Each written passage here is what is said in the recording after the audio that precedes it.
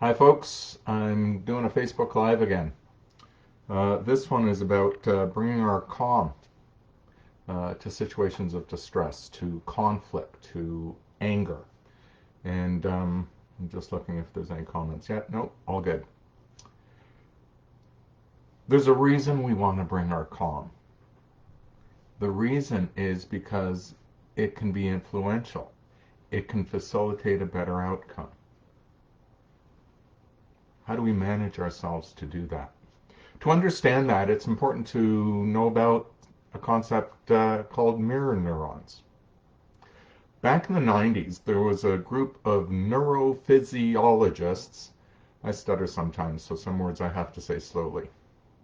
Anyways, there was this group of persons, and they were studying the brains and behavior of macaque monkeys.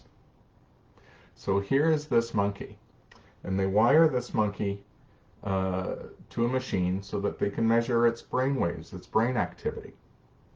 And they see that if, monkey has a particular experience, these kinds of waves, brain activity shows up. Then they give the monkey a banana, and the monkey gets to peel the banana, eat the banana, and they see what areas of the brain light up. Cool. Then what do? They get a second monkey, and they wire this monkey up. However, this monkey doesn't get the banana. This monkey gets to watch the other monkey eat their banana. What happens to the brain waves? So this monkey gets the banana, peels it, eats it, and certain brain waves are excited. Lo and behold, the same brain waves in this monkey, who doesn't have the direct experience but is observing it, the same areas of the brain light up. Cool. Monkey see, monkey do, in a sense, right? Now, imagine how important this is. If these monkeys are out in the forest or the jungle, and this one sees a tiger and goes, ooh, ooh, ah, ah, and wants to leave the scene. It's good that this monkey's mirror neurons get excited. It's good that this monkey has a similar response, even though not a similar experience. Why? Because as this monkey goes, ooh, ooh, I'm going to get out of here and avoid the danger, so too now can this monkey. If nothing got triggered in this monkey, this one takes off, this one gets eaten. So there's a biological goodness. Is that a phrase? It's good to have this biologically determined that as you have an experience, it triggers a similar experience in me such that I can take action.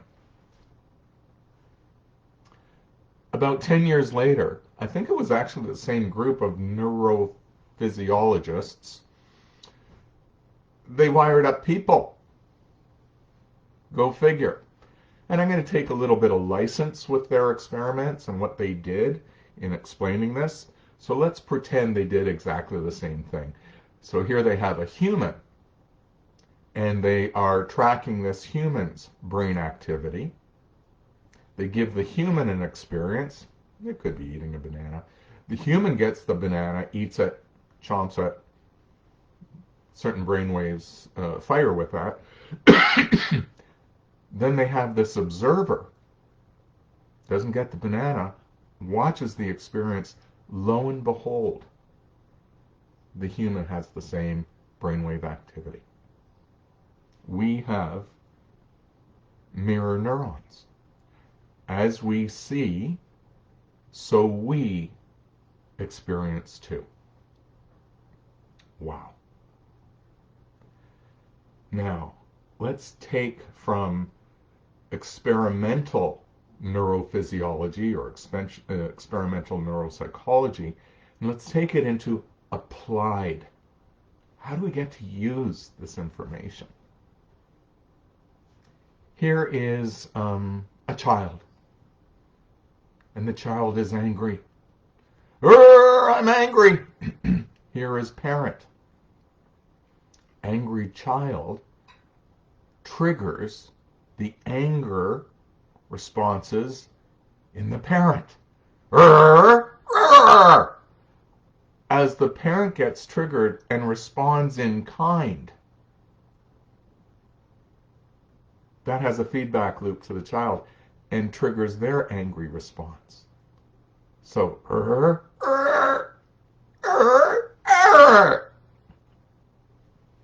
we get this escalation.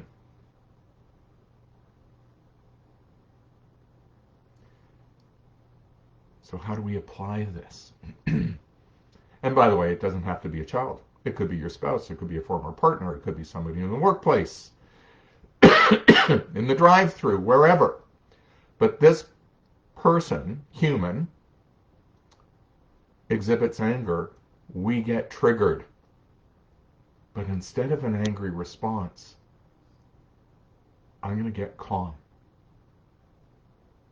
I'm going to use my calm because I actually want to trigger their mirror neurons for calm.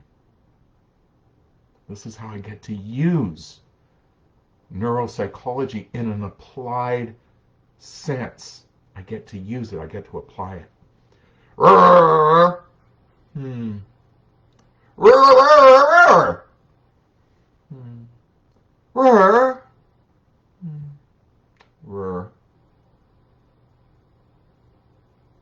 This is, kind of what we mean when we say feelings are infectious.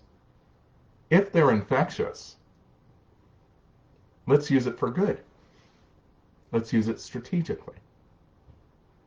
So from this perspective, this is why we want to bring our calm. Now,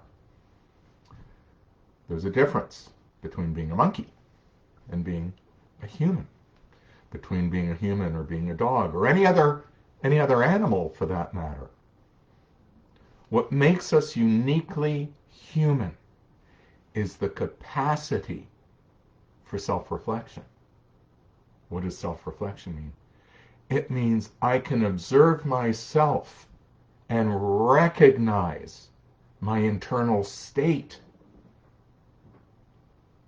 Uh-oh, I just recognized that my own mirror neurons got triggered. I felt like going, or I felt tense, my shoulders came up. This is uniquely human. And by the way, I don't know that all humans have a well-developed capacity to self-reflect. Indeed, some don't show that. They need to develop it. They need to work on it. And, sometimes the triggering event can be so intense that it overrides our capacity to self-reflect versus just act on the triggering of the mirror neuron. So how do we bring our calm? How do we self-reflect? How do we manage those triggers so that we can influence in a good way? That's what mindfulness is all about. Mindfulness is that capacity to self-reflect, to recognize one's emotional internal state, such that we can then make choices of what to do about it, of the action that we take. It's mindfulness. Excuse me. To exercise the mindfulness muscle. How do we do that? That's what meditation is all about. In meditation, we are typically in a quieter state, and it's not that we shut off what is in our mind. It's not that we separate from our mind and emotions. We observe them.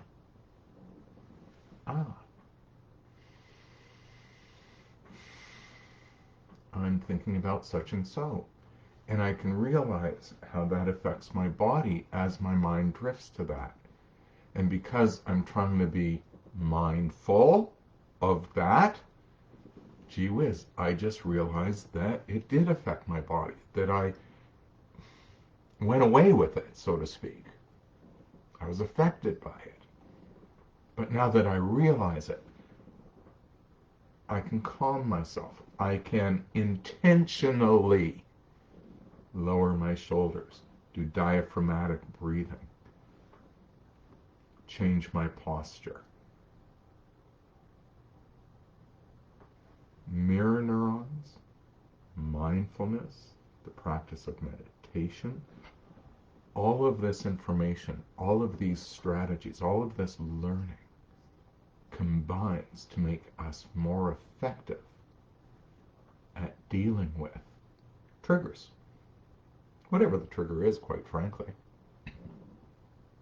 So this is why we talk about bringing our calm to conflict, to upset, to a person in distress.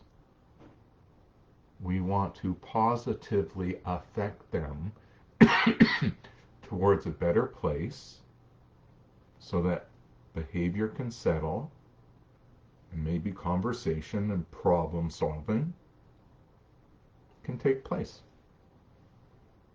So I hope this few minutes was helpful to you. Some nice messages here. Definitely need to work on it.